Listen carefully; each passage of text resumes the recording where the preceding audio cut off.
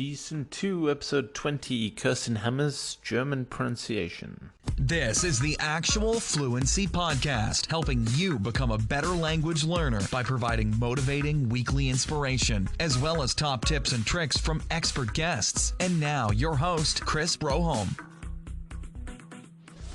Alright, everyone, we're back with another episode, and I'm excited to welcome back Kerstin Hammers, who was on the first season of the podcast, and now she's known as Kerstin Cable, because she recently got married, and I had a very fun and interesting talk with Kerstin about German pronunciation as the main topic, but as per usual, when you put two people in a room and speak about this, there are usually going to be tangents, so we get on some a few interesting sidelines.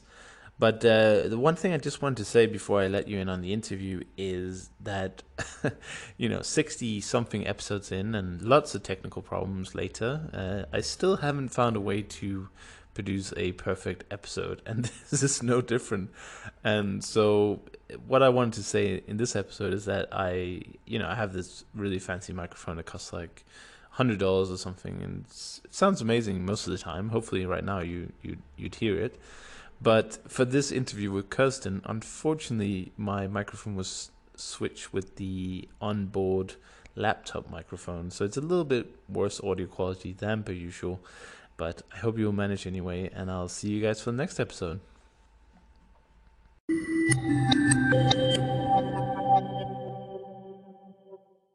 Alright everyone, we're back with another episode of the Actual Fluency Podcast, and today I'm happy to welcome back Kerstin Cable to the podcast, and that's the first time she's introduced as such here on the podcast. She was formerly known as Hammers, and we talked back in episode 27-8 on the first season, and today she's back to talk about learning German and perfecting that German pronunciation. So Kerstin, how have you been doing? Hey Chris, I'm all right. Thank you very much. It's always I was incredibly excited the first time I got to be on the podcast, and we talked about being a language teacher, an effective language teacher, and I always thought, I want to come back and talk more about learning, because I've already talked about teaching, and we talked about teacher marketing, and now I get to talk about learning, which is going to be so much fun. And we could just pretend I'm a different guest because I have a different name, I guess. Yeah, exactly. We've never seen you before, so we got Kerstin Cable from this mysterious fluent blog. Now, one of the wonders of marriage, isn't it? But before we move on to the meat of the episode about learning German and the pronunciation particularly, what's been going on in the last few months, apart from being married, of course? Oh my God. Well, getting married takes up a big chunk of time, certainly. And over the last perhaps 2 or 3 months, I have mostly put a lot of my energy and work into creating an online course called Speak German Like a Native.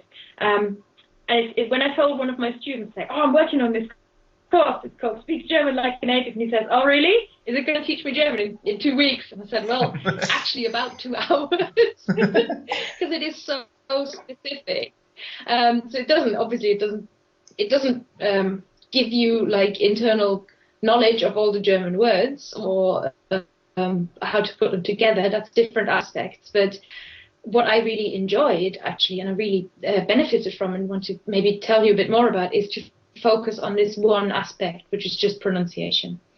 And as I was working through it, I learned more about why pronunciation really matters to people, and why it's, I gained even more of respect for the importance of pronunciation in speaking and getting your accent right than I had at the start. And that was because I worked with a test group. So I had this, I sent a newsletter out to my newsletter subscribers, and I said, okay, I'm doing this German course. I need elite German testers, guys. And they rallied, and I had 20 people who right to the end just tested the whole course. I sent them course outlines on various points. I said, okay, what do you find difficult in German? What's frustrating? And really, some of the aspects of German surprised me so much that I would have never made the same, and I think I wouldn't have made as good a product, a course, had I not had these people helping me. So it was actually, and they, as such, they also spoke to me about, because I said, okay, so how did you like that lecture? Did that help?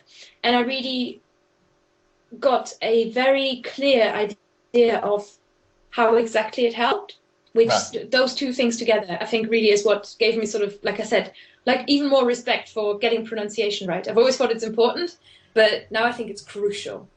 Right, and of course I guess the one thing that probably needs mentioning, although some might find it obvious, is that you are of course a native German speaker.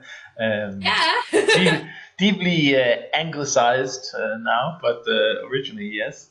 And what challenges do you think a native speaker has in terms of teaching pronunciation compared to somebody who might have learned it to a very high level as a second language? There are two things that strike me. The first one is we can't anticipate exactly which bits are difficult.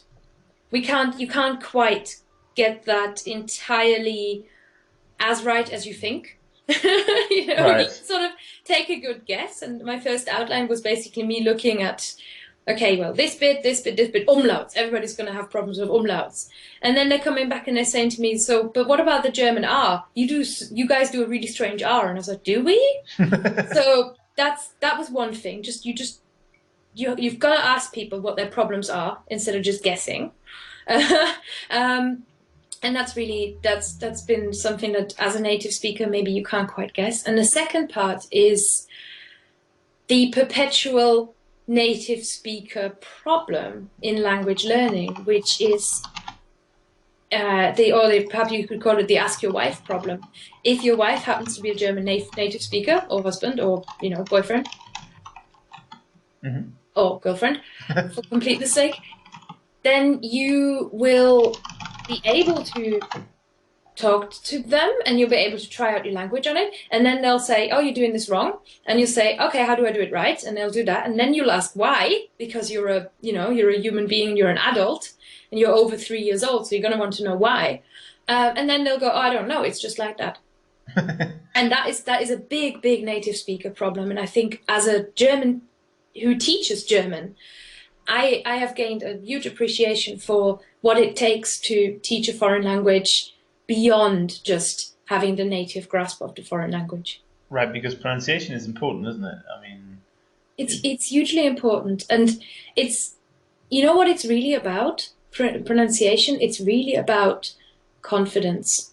I think it's really about making you as the learner feel that you're ready to kind of open your mouth and speak, and just say stuff and say words and giving you that trust in yourself, that faith in yourself that, okay, whatever I'm reading now, I can just read it off the page, or I can just say this. And equally, pronunciation, when learned correctly, also boosts your spelling, and it starts explaining to you why, for example, in German, there are consistent rules for why vowels are long and short. And there are rules such as, like, no word will ever start with an SZ, that letter that looks a bit like a B, that only German has.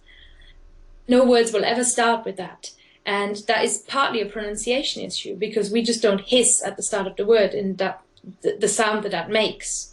So the more consistency you gain in your pronunciation, the better your spelling is going to be, and equally, the better your reading is going to be. And then, as a consequence of that, the better your listening comprehension is going to be, and you're going to speak to people. So it's such a brick in this sort of wall that language learning is. And it's something that you can do at a very, very early stage. And so when I was making this course later on, somebody said to me, okay, but I already know German, so and I was like, well, okay, that's fine, because the way it's split, because it's only pronunciation, because I've managed to zoom in on one little aspect of, one brick in the wall, I've managed, I think, or something like that, you can manage to make something that is suitable for beginners, but also for advanced learners.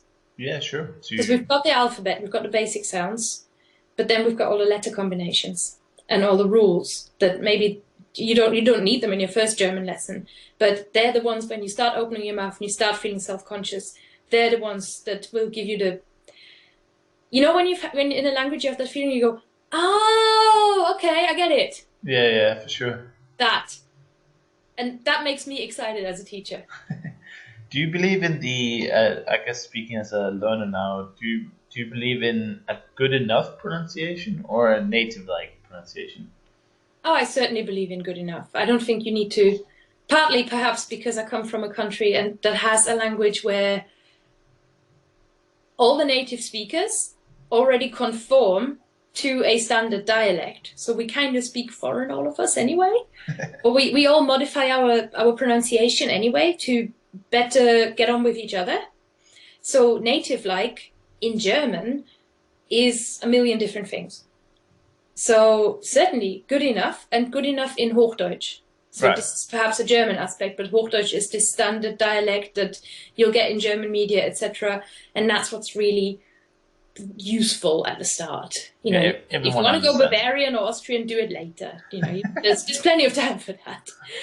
But no, I would certainly believe in good enough, and I don't think you need to be perfect before you start at all. But I just believe that it's reassuring to kind of have an understanding of the rules sort of in your back pocket. Right. It just makes you feel better. What would you say is more difficult in German, getting a really good pronunciation or learning the grammar? You've learned German. You tell me. Or tell me how you feel about that. Well, I don't know how good my pronunciation is. I guess it's just good enough. But I would say the grammar is very challenging.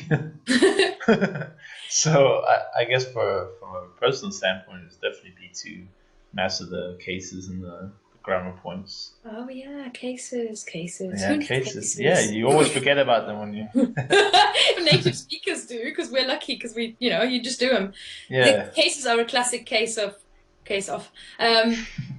when a foreign speaker asks you, why does it have this ending? Yeah. I mean, even a native speaker who's very educated might say that's accusative, but they're still not going to know that your language doesn't even have a case system if you're a native English speaker. Or it has a case system, but it's been completely phased out of your language.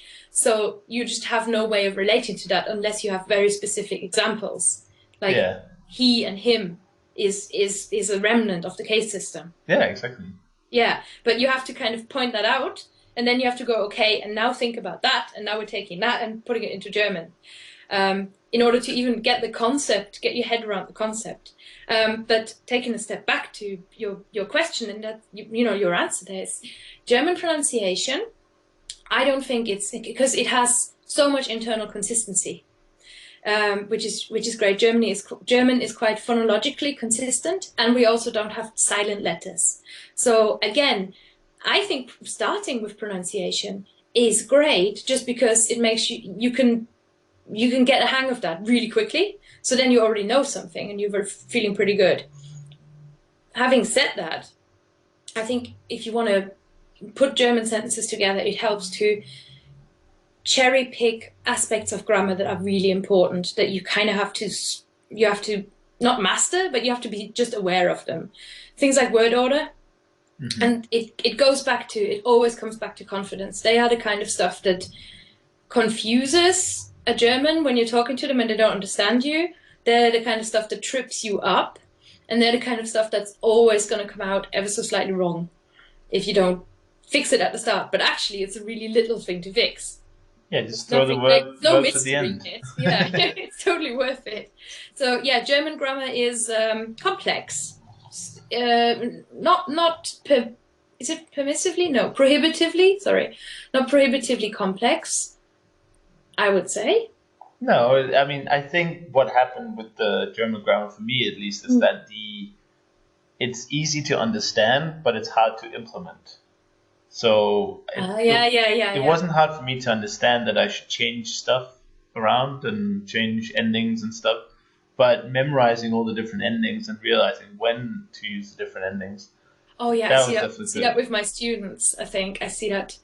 Yeah. That it's a little bit of a it's a little bit of a sit down and learn the endings exercise, which But that's what we did in school, and it doesn't was really serve. miserable because we just had to recite all the, the different tables of endings and stuff, and Yeah. kids just don't do that very well.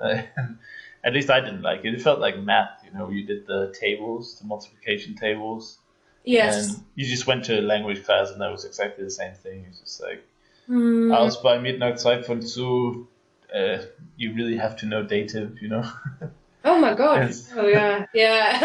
That's what, 20 years later, it's still there. So I guess the power is to the That's method. something I don't think I really do, but or like the way I teach grammar in German is more. I like to let my students do as much as they can, but then when they persistently make a mistake, then I say, okay, we're fixing that bit. Yeah. But rather than saying, here are all the rules, now I want you to apply them perfectly. Yeah, but to be fair, also German grammar has a fair bit of redundancy, which goes a little bit against the German principle. Because there are a lot of examples of sentences where the case is already implemented in another part of the sentence, so it doesn't make sense to have it twice. But there are also cases where you need to have the case, otherwise the meaning goes completely lost. Like, Yeah. who does what to who is a good example of where the case is absolutely essential. Like That's true. who punches who, for instance. And the word order is flexible, so you can't say it's a word order question.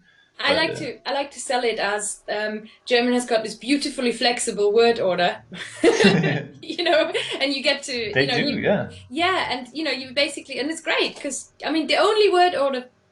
only real word order rule we have is where you're supposed to put your verbs, Mm-hmm. and that's it, right? And once you've got that, everything else in your sentence, you can just kind of take it and move it around and shuffle it, and you can just do whatever you want. So whatever thought you have, whatever you want to emphasize, you just put it at the front.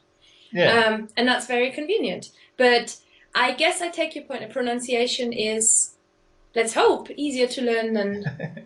It does have its own rules, but again, I don't believe in teaching rules right from the start. I believe that learning rules and teaching rules, and that's how I'm learning Welsh at the moment as well, is I don't go in with, here is a rule. I go in with, why does it do this? And then you've got a motivation to learn the rule.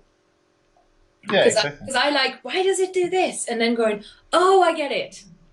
And I love, oh, I get it. Right, yeah, me too. So what can people who decide to get the course expect in terms of, like, how's it structured? How is it video or audio? How did you design it?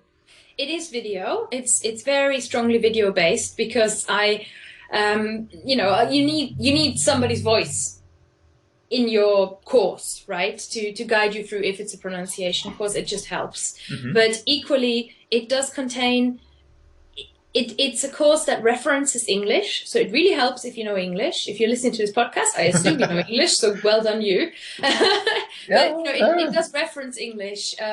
It's not like I'm going to demonstrate some sounds and then you're just going to listen and copy, because I think listen and copy is a dangerous thing if you haven't got a feedback mechanism, which is different in a video course. So instead we're saying, okay, this can sound a little bit like this sound in English. It's familiar to this. So where we start out is got an introduction and everything, of course. And then I go through every letter in the German alphabet, some of which are pretty much straightforward, like something like a T or a K.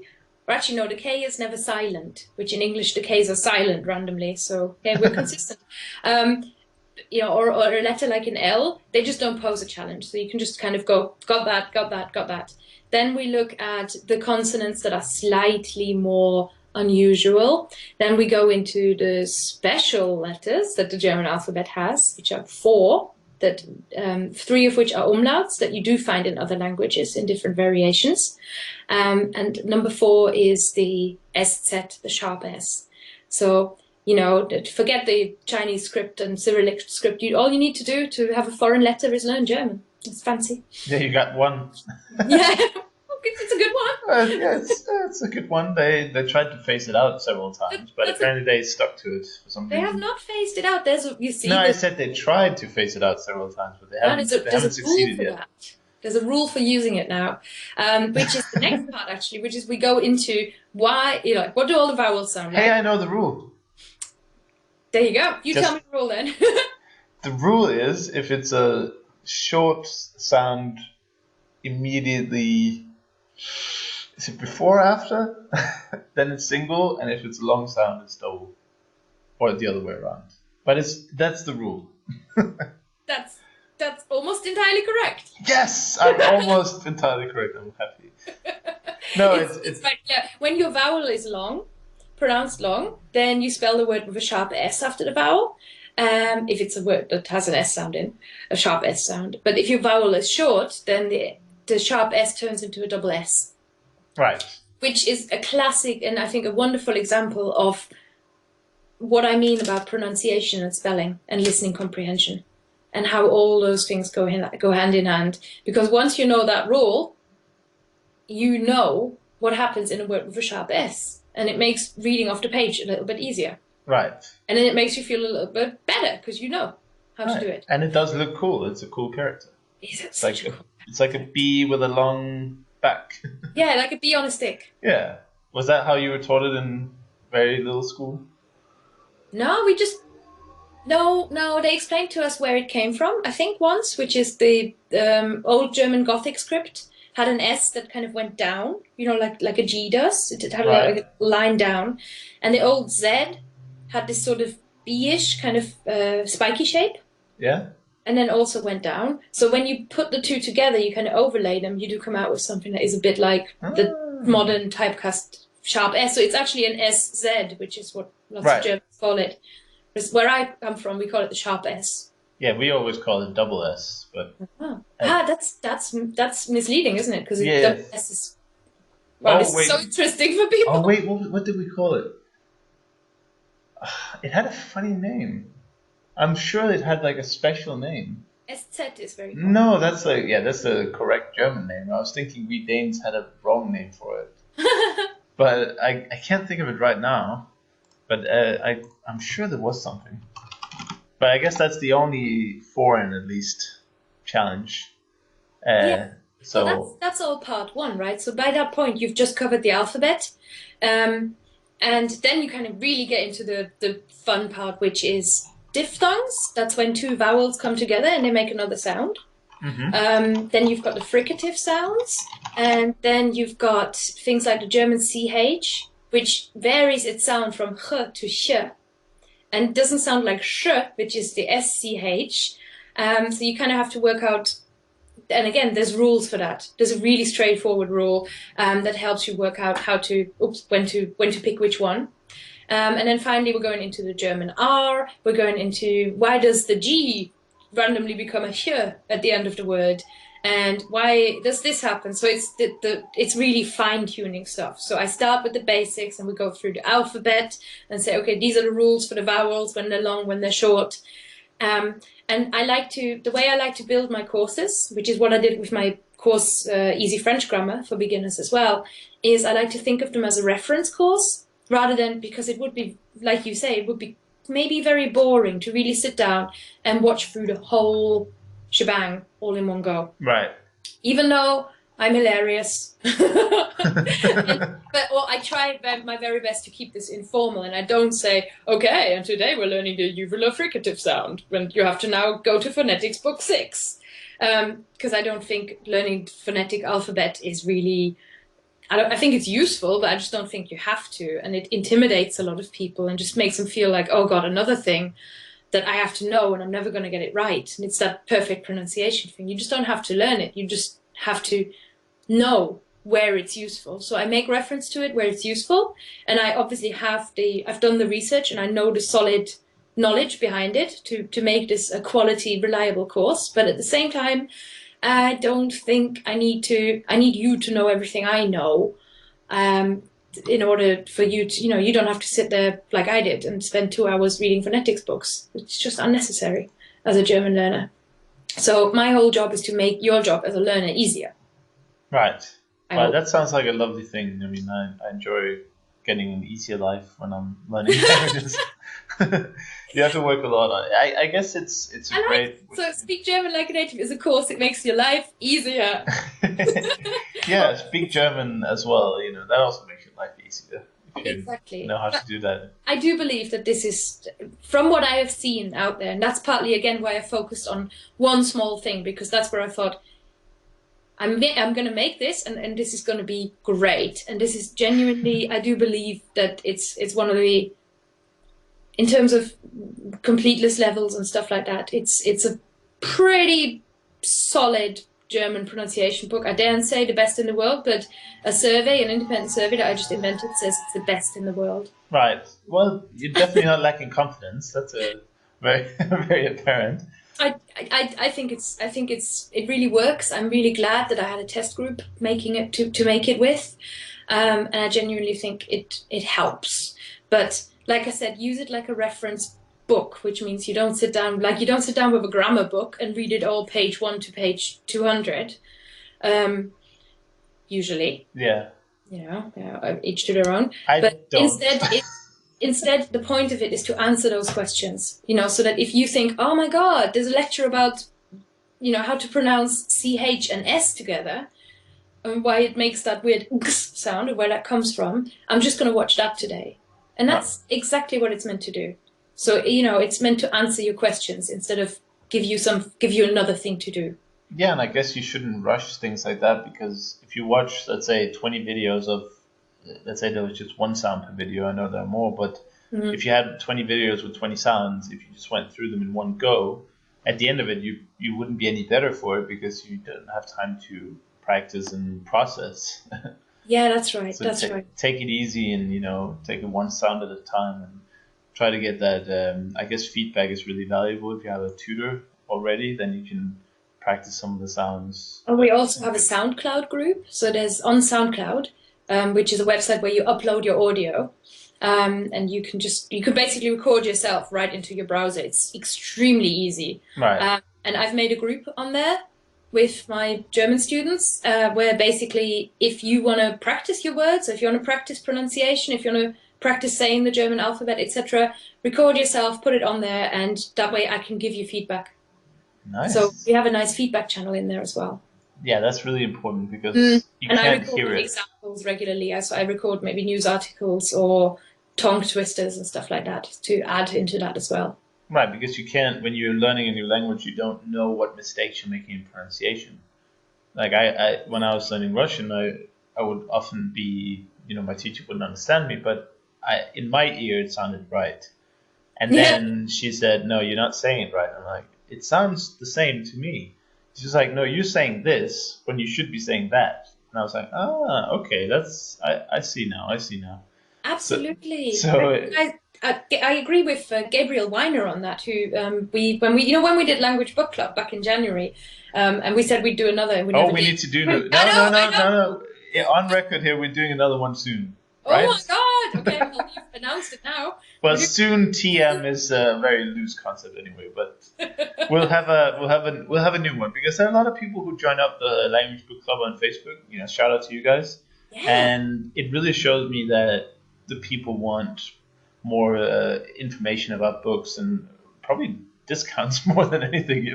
Want some good deals and some good offers on the language books out there. So yeah, it was a fantastic event as well. Yeah, we've got some good ideas, both of us, on the next one. So if you're not already a member of the Language Book Club on Facebook, search for that name and you can find the group. And stay tuned for the next one, because we'll have a we are going to do it. Yeah, we will do a next one. That was always the plan, but just when was a bit of a fog with all well, I got married. I'm getting married again. Chris moved country. I think we've been that busy, so hopefully people will forgive us. But it's basically Kerstin's fault. Just saying. Oh, that's right. Thanks. Just to let you know, if you are listening to the podcast right now, sorry, I take over the podcast, right? I'm a podcaster too. Yeah, I know. So it's I do that. It's okay. It's okay. It's cool. We're cool. Yeah. If you have written a book about language learning, or you're a language book person or you want to recommend somebody to me, I do actually have a list. I keep a running list of people who have published language learning books who are interesting, in order to know people to invite them to the next language book club. And that hasn't really stopped. So anyone who wants to recommend somebody to me, just feel free to comment on this article when it comes out, or you can tweet me, which is at Kerstin Hammes. Confusing. Yeah, and so it's KERSTINHAMMES. right. Get it while you can, because I will change it to my married name. Are you really going to change your Twitter account? Oh, but I've already changed it from Fluent Language to Kerstin Hammes. Oh, and no. I have to change. But what I did was just on Fluent Language, I just have one tweet up there saying, this is now here. Oh, right. Yeah, so I'm going to have to do the same with Kerstin Hammes and just say, Kerstin Hammes is now Kerstin Cable, so you have to go and find her over there. And you can change your whole username, your account stays the same. Oh, really? Yeah. So it's just really about the links to, like old links that you have. You just have I'm going to change mine too then. Yeah, do it. I'm changing my name as well. I'm no longer CH.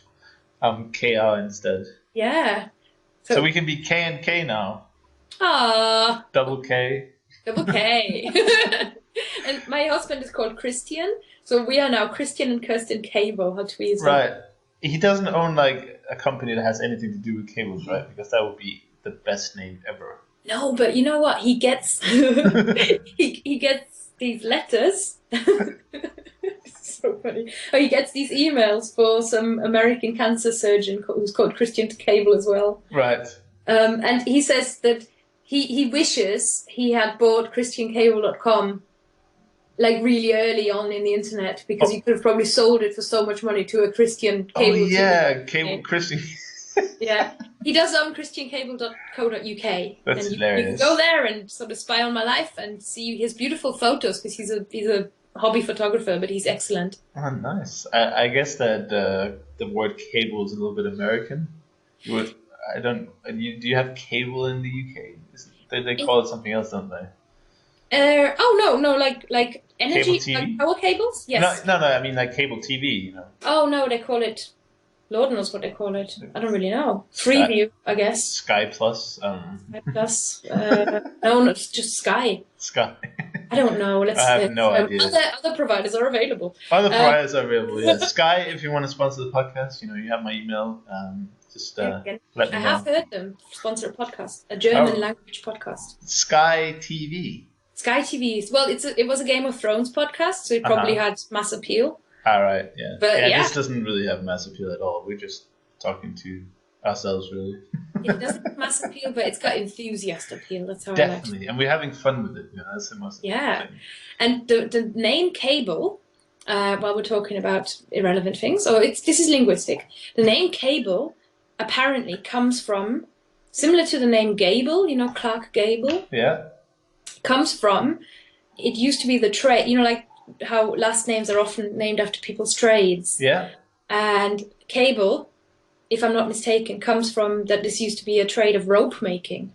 Oh, really? Yeah, so cable, like you say, I think in shipping, you might call ropes cables. Yeah. Or they may have done that. Yeah, cable is like the definition is that a cable has several wires running through it.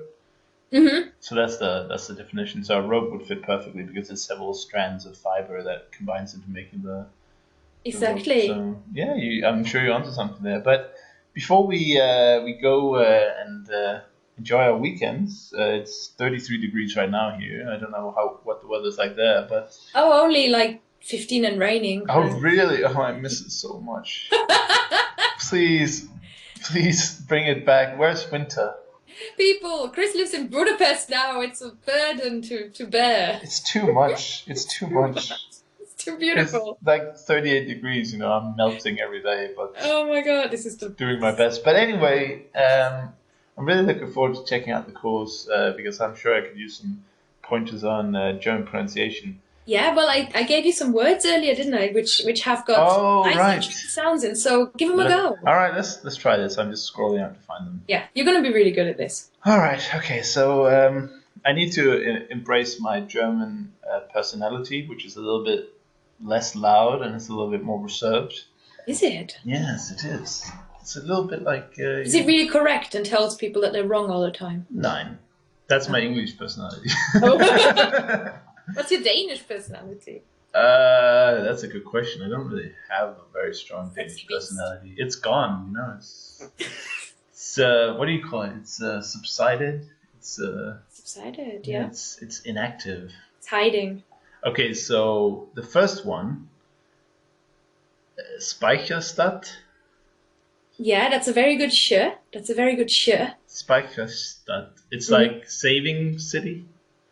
Yeah, it's storage city. Oh, storage city. Yeah. It's an area in Hamburg, a really nice area in Hamburg, and they would actually probably say Speicherstadt in the northern German dialect. Right. The Hochdeutsch will make an SP and an ST into st sounds and sp. So you're looking at Speicherstadt. Speicherstadt. Sp. Speicherstadt.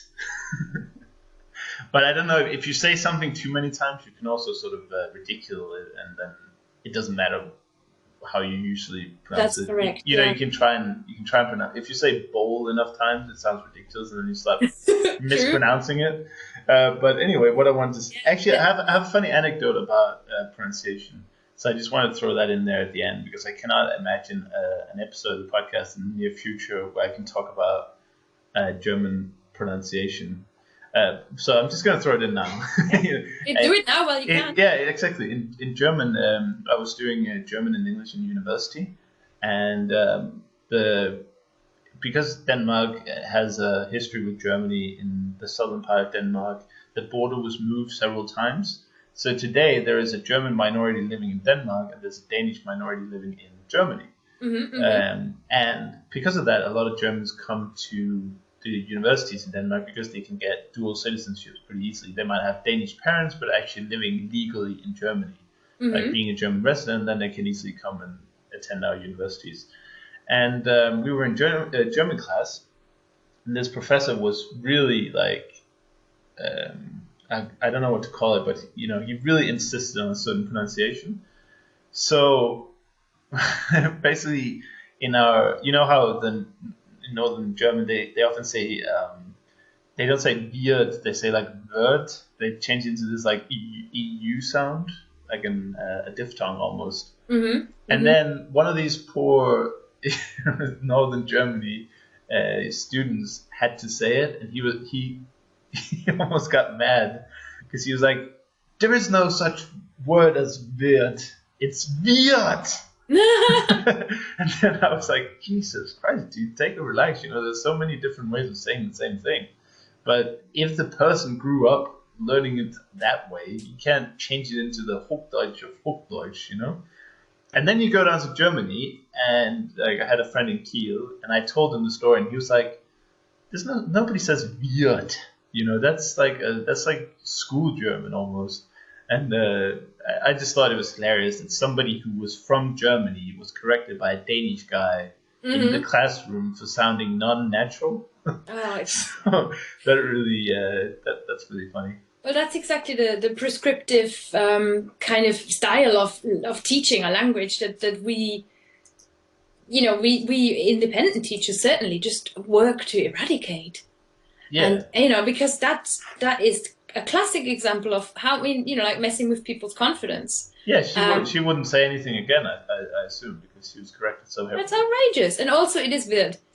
But and you could even argue that follows one of the rules, which it follows the rule that it's got two consonants after it, so you want to produce a short I sound rather than a long one. This is not 100% always applied because German is not. It's very consistent, but it's not perfect. But certainly in this case, you could even argue like that. Yeah, but the point is just that there's in Northern German, they always say it the other way. And I really love that sound, by the way. I wish I could really reproduce it because I think it's an amazingly beautiful sound. It does sound a little bit like the French EU, like the U almost. Oh, the U. Nah, not that heavily, but it's like wird, it's like. Yeah. I guess that was almost Southern German, but or Swiss German.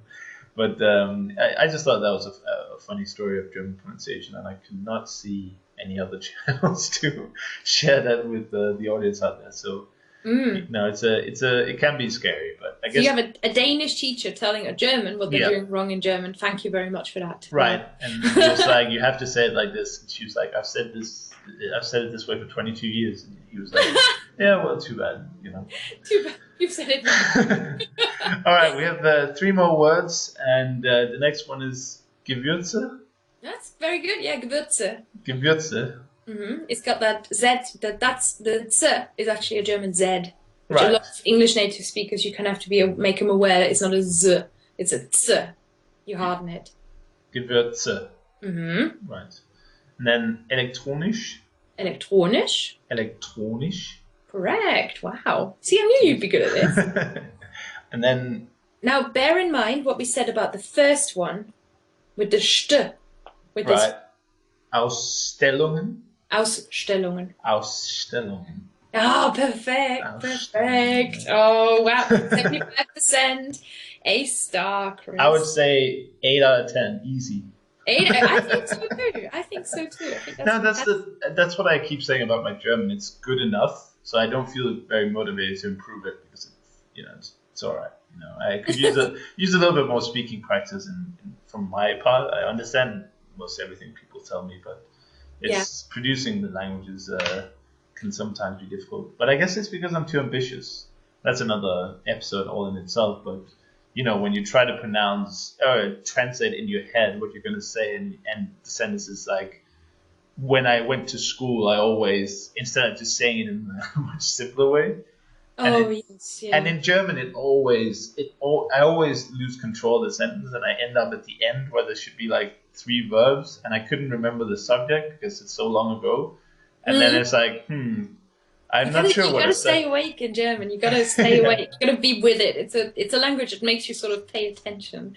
Yeah, exactly. Until the end of the sentence. That is very true, and it's often mocked about German. Yeah, I make so many mistakes at the end of the sentence because I honestly cannot remember the start. So it's like, did I say he or she or me or you know? Yeah. Hopefully it didn't say me. But I agree with you about feeling like, okay, what I've got is good enough. This is cool because it's actually probably better than you think in the first place. And the other, what I've noticed is the 2 groups of people that really benefit from a course like what I've put out there, from like speak like a German, speak German like a native. Sorry, speak like a German. not different. No Austrians here. No, speak German like a native. Is the insecure and the frustrated. So the insecure is usually when you're starting out and everything just looks like an overwhelm, and frustrated comes later when you just don't quite understand people as well as you could or as well as you feel that you should, or when you really want to open your mouth and you still have that feeling of, what if I sound like an idiot? And that's, this really helps because you're going to know, it gives you that knowledge that you don't sound like an idiot. Yeah, exactly. It's a confidence thing, isn't it? And honestly, there's one lecture in this course that is, I will not reveal as a sample, sorry, but it's a close-up of my mouth saying all the German words. So it's, look like an idiot. But I really felt very self-conscious myself, but really wanted to produce this because I wanted people to see the mouth shapes. Right. Because sometimes I've noticed this with my students. Even with Skype students, sometimes I go really close to the sort of camera on my computer just to say, this is what you do with your lips when this happens. Yeah. And then you can have that moment of, oh, okay, I get it. And that's, like I said, that's what we're here for. Yeah, and it's I guess it's the last way to improve if you can't reproduce the sound without looking at the way you put your tongue and teeth, and teeth are pretty fixed, but where you put your tongue, I guess, is the most important thing. It also teaches you a real respect for your mouth because all the sounds it can produce are pretty amazing. Yeah, it's incredible. Like, just imagine the sounds we don't know how to produce, like the Arabic sounds or the some of the very foreign sounds, the clicks or Oh yes, yeah. That's like, tones. Yeah, tones. Well, we can produce tones though. We're just not very aware of them. Okay. Like if something really surprises you, you use a different tone than if you already expected it. That's correct. So it's like you just said, that's kind of a tone, a falling tone. And if you just said, that's a even tone. So the tones are there. We just don't know how to use them. Basically, to reproduce Chinese language at least, or other tonal languages. But yeah, the mouth positions are usually just automatic, aren't they? We need to see a native speaker put their tongue or whatever, and we need to see the mouth positions. I certainly do it with things like fricatives, because the German W is like a different letter in English, slightly closer to a different letter in English. So when demonstrating it, I think it helps to say to people, okay, this is what, this is where you, essentially what you want to do. And you can do it like this or like this or like this. That's all fine, but the effect that it needs to have is this. And that's certainly something I got a lot of feedback on, and people were really saying this just really helps, because it's that eternal question, and it's something that, finally answers your question, hopefully. Fantastic. Is my ambition. Yeah, and of course I guess you'll add to it if you find any new things that can be added, and maybe we'll see a German grammar course coming in the future sometimes. Oh, I originally, that's what I wanted to do, but then I saw a kind of a competitor, or I saw a course on Udemy that is already out there, and it's so good. And thought, oh well, that's people are quite well served for that right now, and I just looked for the next, I looked for where the gap is, right? Yeah, where I can really add right now.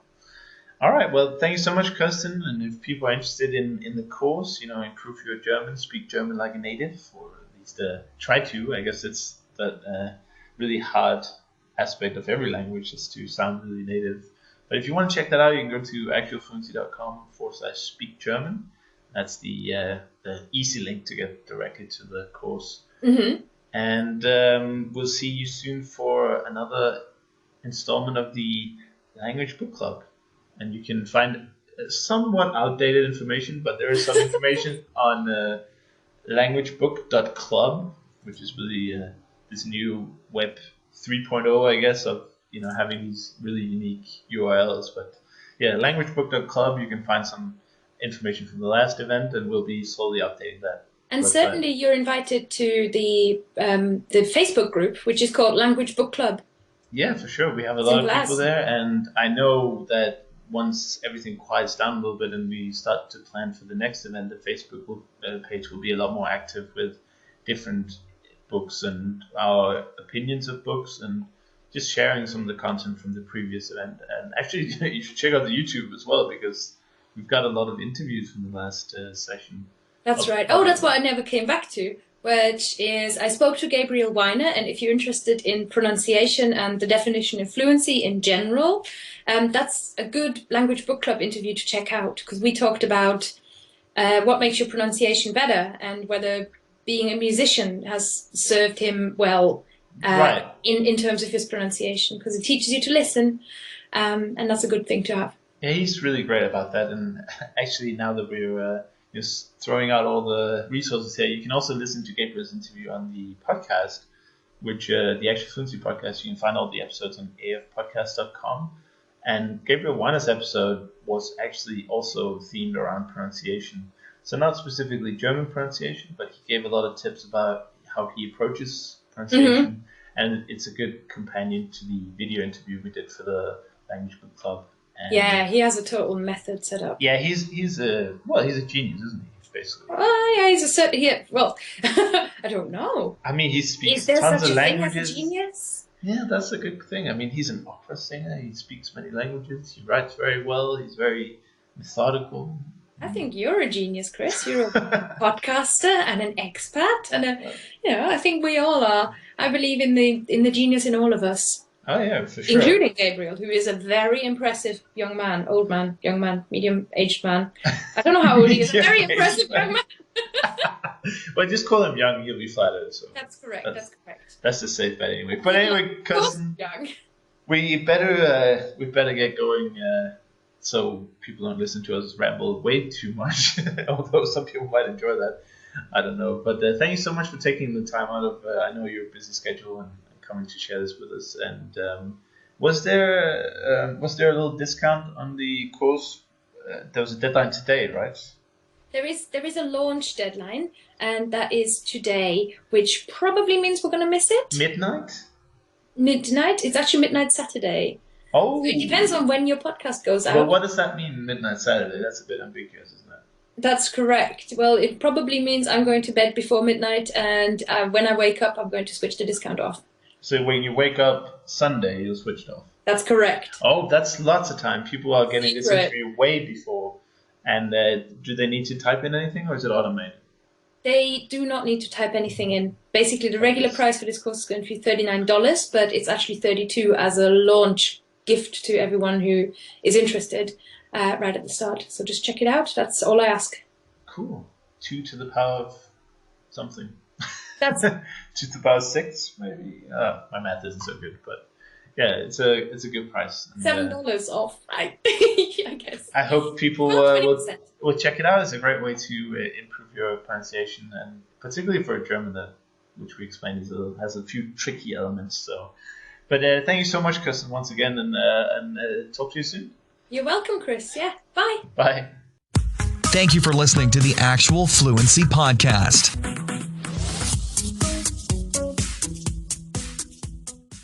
Okay, I did like half an hour of back yoga this morning.